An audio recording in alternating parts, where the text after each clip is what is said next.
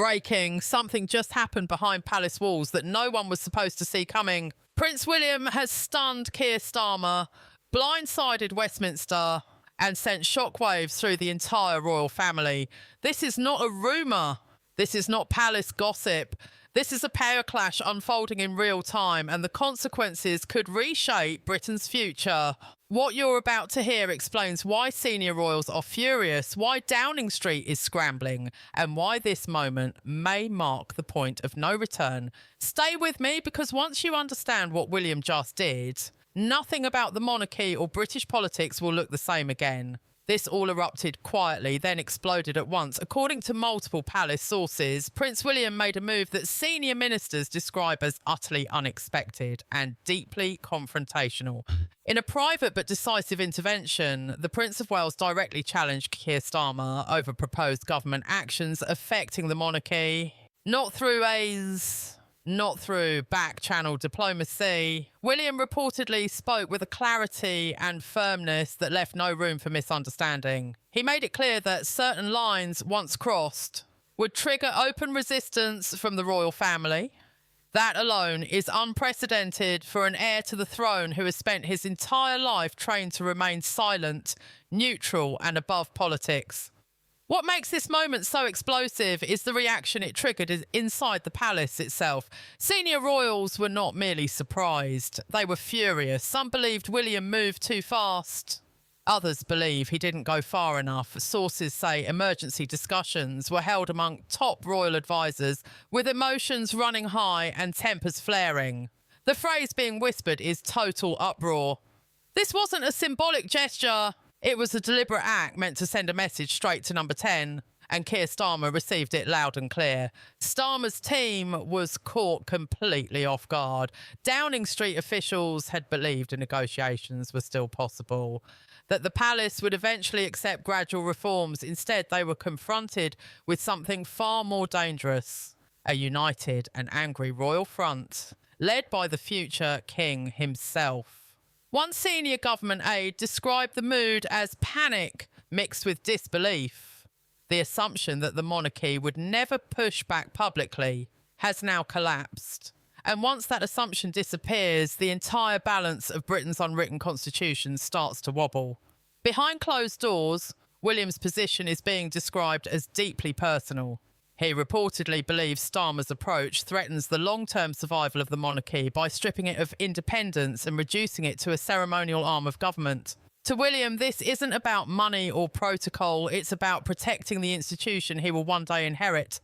Insiders say he views silence as surrender and surrender as irreversible decline.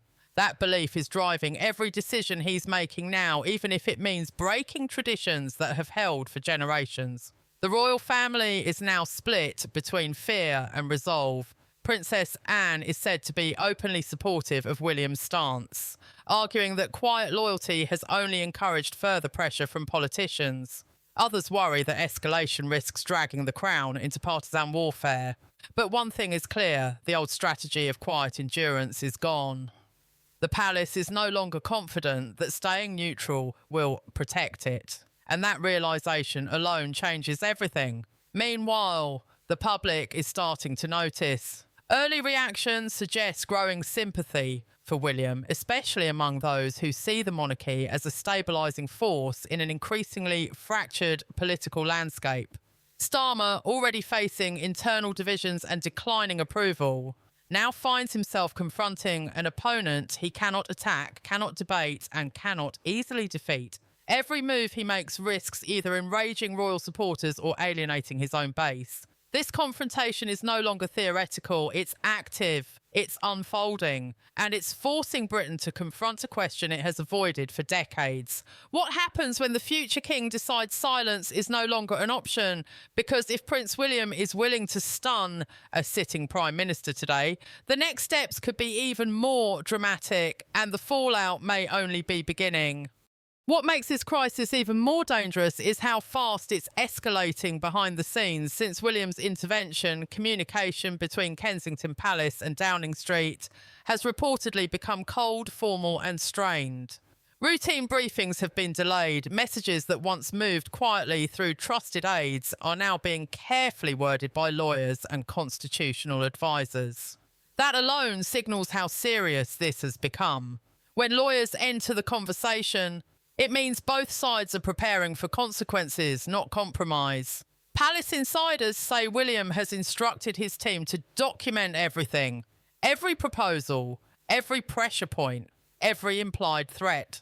This is no longer a misunderstanding. It's a record being built for a potential constitutional showdown. Inside the royal family, the sense of alarm has turned into strategic planning. Senior royals are quietly discussing how far they're willing to go if Starmer refuses to retreat. One option being considered is a coordinated withdrawal from non-essential government-facing events, not a dramatic announcement, not a public ultimatum, just absence. And in royal terms, absence is power. When royals don't appear, the world notices. Diplomatic receptions lose their prestige. State-linked charity events lose their global draw. Britain's carefully crafted image of continuity and tradition begins to fray. William understands this leverage, and sources say he's prepared to use it if forced. The pressure on Starmer is now coming from multiple directions at once. Within his own party, divisions are deepening. Some Labour MPs fear the reforms have been pushed too aggressively without regard for public sentiment or constitutional stability. Others argue backing down would betray core principles and embolden unelected power. That internal conflict is paralysing decision-making at the very moment clarity is needed most. One senior Labour figure privately admitted that no one anticipated William would take such a hard line, especially so early in Starmer's leadership. The miscalculation is now haunting them. Public opinion is rapidly becoming the silent force shaping this crisis. Early polling and online reactions suggest a sharp shift toward the monarchy, particularly toward William himself. Many see him not as a political actor, but as a guardian stepping in when the system feels out of balance. That perception is dangerous for a government already struggling to define its authority. Starmer cannot afford to be seen as attacking a widely respected future king, yet he also cannot afford to appear weak. Every option narrows his path forward. There is also growing concern among constitutional experts that Britain has drifted into uncharted territory. The country relies on conventions, not written rules, to manage the relationship between Crown and Parliament. Those conventions only work when both sides agree to play their roles. Now that agreement is cracking. If William continues to assert boundaries publicly, future governments may face a monarchy less willing to absorb pressure in silence. That would permanently change the nature of the institution. International eyes are now fixed on London. Foreign governments, particularly within the Commonwealth, are watching closely. For many of them, the British monarchy is not just symbolic, it's personal. William has spent years cultivating trust and relationships that transcend party politics. Any sign that the Crown is being weakened or politicised raises concerns far beyond Britain's borders. Diplomatic sources say several leaders are quietly urging restraint on Starmer, warning that destabilising the monarchy could ripple outward in unpredictable ways. Economically, the stakes are climbing as well. Royal events, tours and patronages generate massive global attention that translates directly into tourism and investment. A prolonged standoff risks undermining that soft power. Businesses, charities and cultural institutions that rely on royal association are already nervous. They don't know whether upcoming appearances will go ahead or whether the palace will pull back in protest. That uncertainty alone carries a cost. At the centre of it all stands Prince William, calculating his next move. Those close to him say he understands the risk of being seen as political, but believes the greater risk lies in doing nothing. From his perspective, history will judge whether he defended the monarchy when it mattered most or allowed it to be quietly diminished. Starmer, on the other hand, faces a ticking clock. Parliament debates loom. Party pressure is rising. And the longer this drags on, the more it looks like he's lost control of the narrative. Britain is edging closer to a confrontation no one planned for, but no one can now avoid.